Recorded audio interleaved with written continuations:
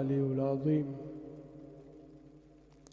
وتعالى الله الملك الحق.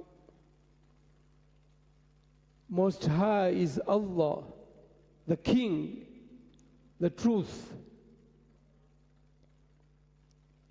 ولا تعجل بقرآن من قبل أن يقضى إليك وحيه. And do not haste, don't hurry up. When Sayyidina Jibreel is reciting to you, O Muhammad, istami, listen. Do not rush, do not hasten, for fear that you may forget, or you might not get the Quran completely. Wait until he finishes the revelation. وَقُلْ رَبِّي زِدْنِي عِلْمًا. And Allah advance me in knowledge.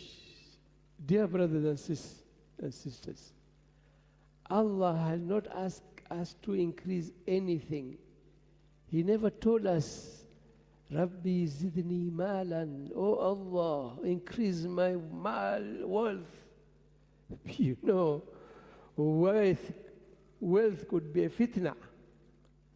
You know Thalaba. Thalaba was hamamatul masjid. He was the bird, the sparrow of the masjid, Thalaba. And whenever Rasul was leading the prayer, Thalaba was behind it.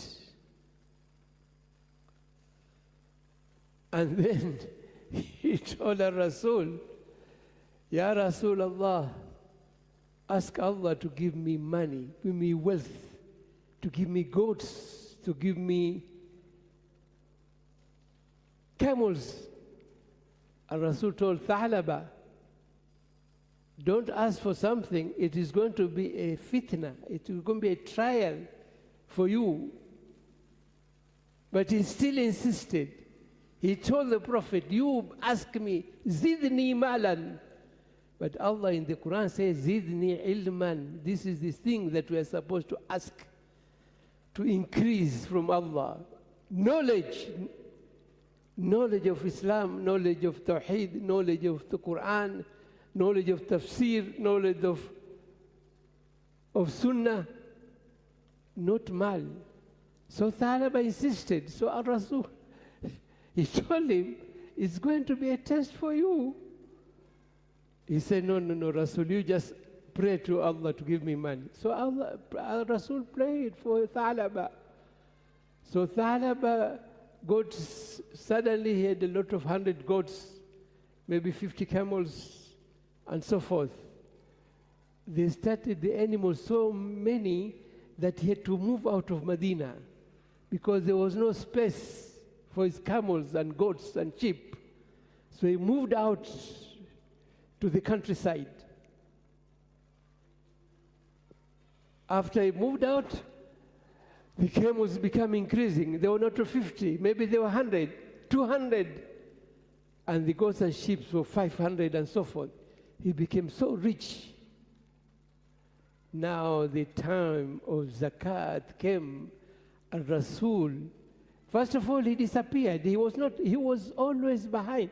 If Rasul is leading the prayer, Thalaba was there in the first row. When he became rich, he started missing one prayer, two prayers, Asri, Salat al-Fajr, used to miss. And then when he moved out into the outskirts of Medina, he was never seen in the masjid. Too many goats, too many sheep, Thalaba, no time for salah. Now it came to zakah. So Rasul sent somebody to collect the zakatul mawashi, the zakat of goats, the zakat of camels. And you know what Thalaba said? We Muslims, we don't pay tax. It's only for the kuffar. Rasul sent somebody to collect zakat, and Thalaba says, no. There's no tax for Muslims. I'm not paying anything. And Rasul told him, Thalaba, when you get wealth, it will be a fitna.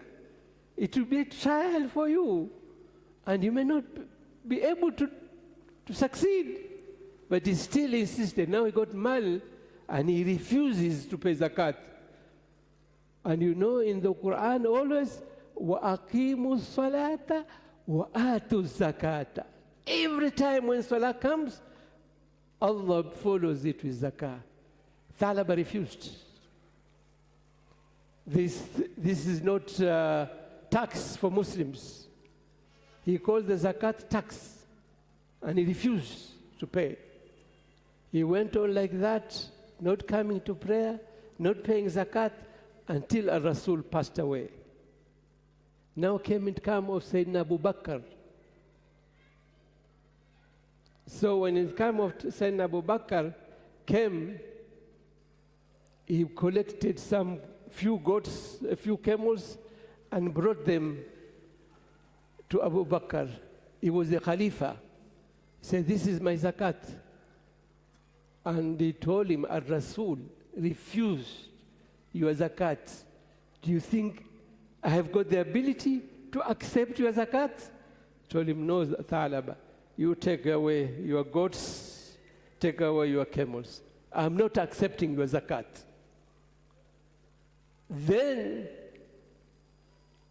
Abu Bakr passed on. It was the time of Sayyidina Umar. And Thalaba came with a few goats, a few camels, and told Sayyidina Umar, I have brought my zakat here. Sayyidina Umar, he told him, Al-Rasul refused to take your zakat. Abu Bakr refused to take your zakat. Who is Umar? These are giants. These are high people. Al-Rasul, Abu Bakr refused to take your zakat, Thalaba. You think Umar has got the power to accept it? He told him, no, you take away your zakat. Your few goats and few camels.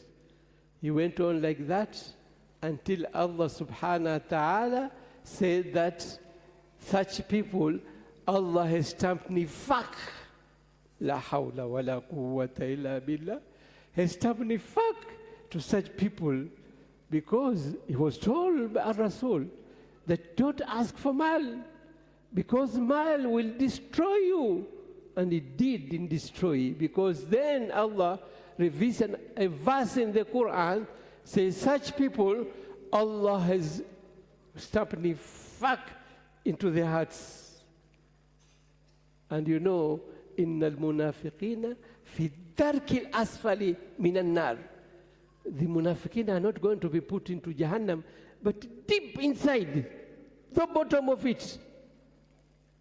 So Allah tells us, وَقُلْ رَبِّ زِدْنِي عِلْمًا. We always ask Allah to increase our knowledge.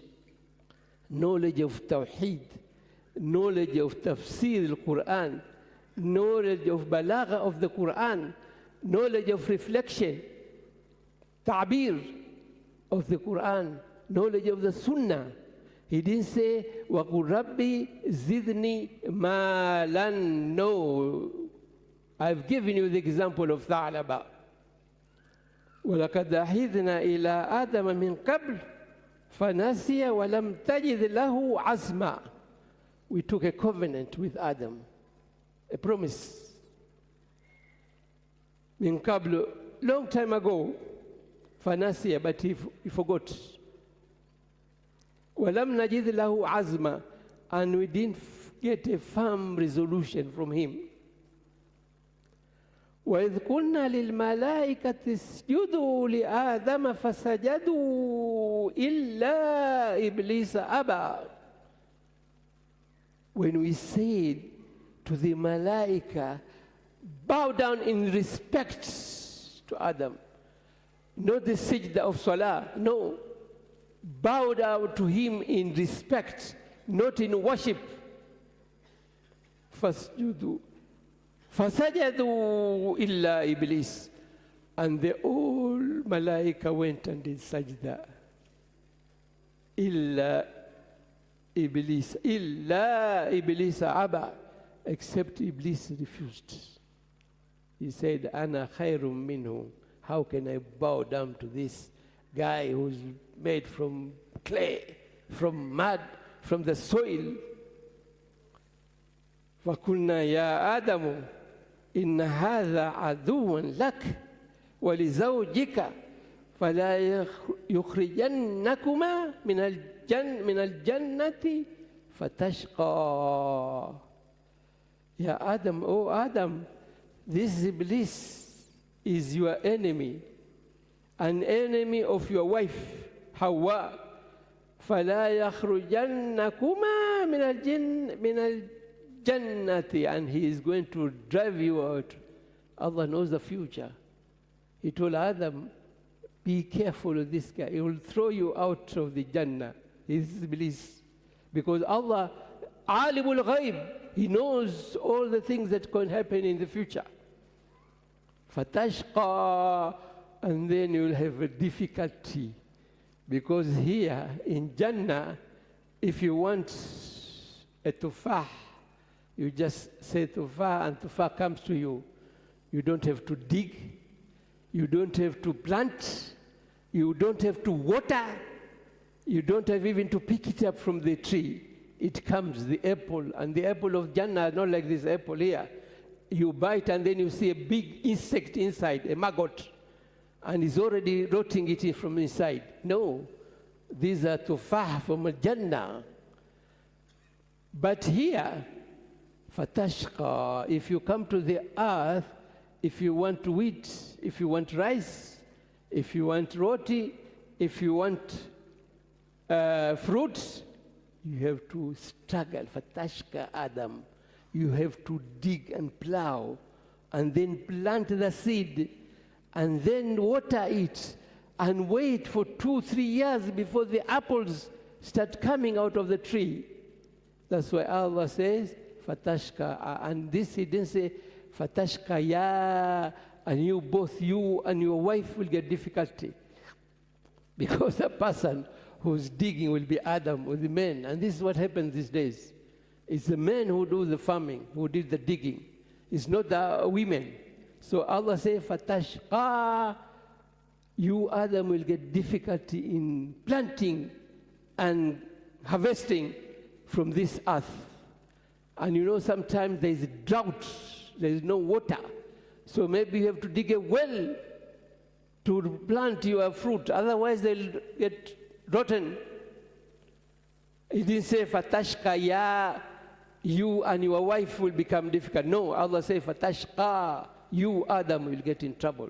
Because you are responsible for digging and plowing and planting and harvesting and watering.